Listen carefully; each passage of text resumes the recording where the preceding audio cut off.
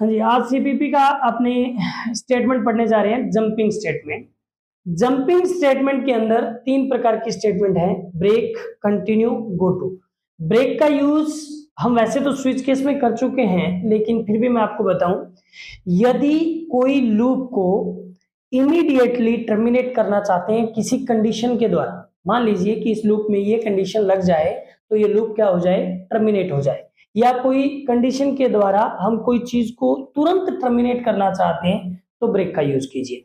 लेकिन कंटिन्यू का क्या काम होता है, यदि हम कोई चीज को स्किप करना चाहते हैं, यानी एक लूप है और उसमें कोई चीज को हम कोई कंडीशन को स्किप करना चाहते हैं कि ये वाली कंडीशन स्किप हो जाए, तो वहां पर क्या यूज हो जाए, कंटिन्यू का।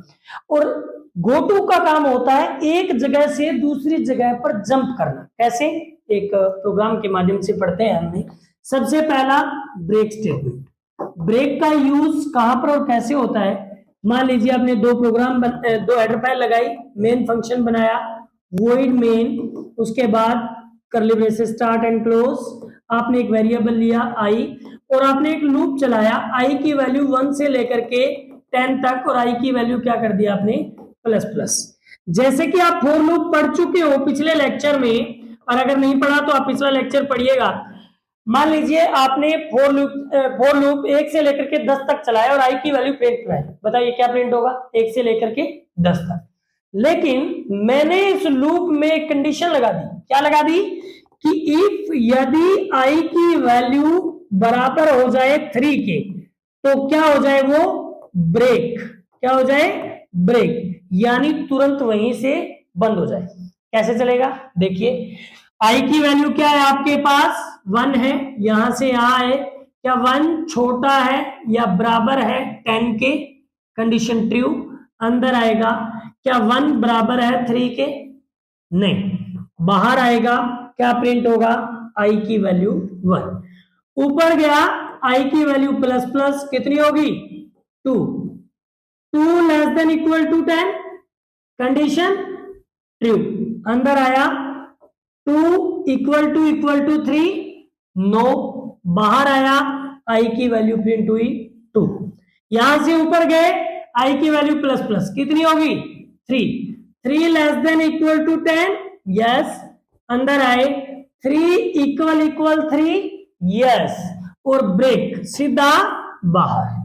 कहने का मतलब कंडीशन चलनी कहां तक चाहिए थी, 1 से 10 तक, चली कहां तक, 2 ही, तीसरी में वो क्या होगी, एग्जिट होगी 12, क्योंकि क्या मिल गया, ब्रेक।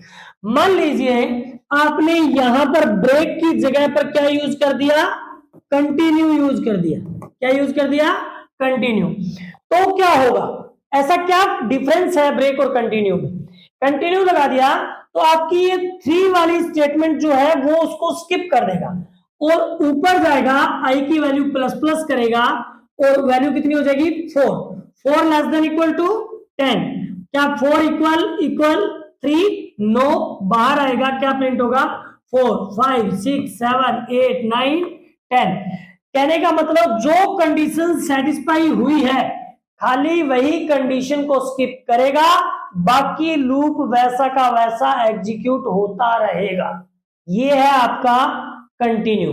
यदि कोई एक चीज को स्किप करनी हो तो हम कंटिन्यू का यूज करते हैं, यदि कोई लूप में किसी कंडीशन के द्वारा कोई चीज को इमीडिएटली टर्मिनेट करनी हो तो हम ब्रेक का यूज करते हैं। उसी प्रकार से मैं आपको गो टू स्टेटमेंट पर लेकर के चलता हूं। गो टू स्टेटमेंट का सिंटैक्स समझिए पहले। सिंटैक्स में क्या है कि गो टू के आगे लेबल लगता है, क्या लगता है, लेबल, और यहां आती है स्टेटमेंट्स, यानी आपके गो टू में और लेबल का क्या स्टेटमेंट के साथ कॉम्बिनेशन है वो आपको एक प्रोग्राम के जरिए मैं बड़े सुंदर रूप से समझाने की कोशिश करता हूं। मान लीजिए आपने 2 हेडर फाइल ले रखी है, एक ले लिया मेन फंक्शन, क्या, void main curly braces start and close, और आपने क्या किया, सबसे पहले स्क्रीन पे प्रिंट करा दिया, मान लो लैन, फिर प्रिंट करा दिया कंप्यूटर, फिर प्रिंट करा दिया अपने 2, और फिर प्रिंट करा दिया लास्ट में आपने लर्निंग। ठीक है जी।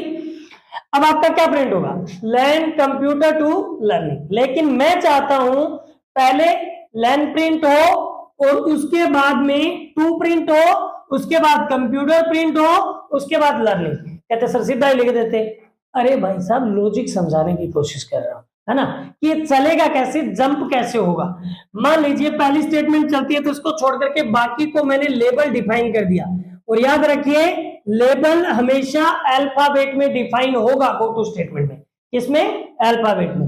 आपने अल्फाबेट डिफाइन किए लेबल ए बी सी।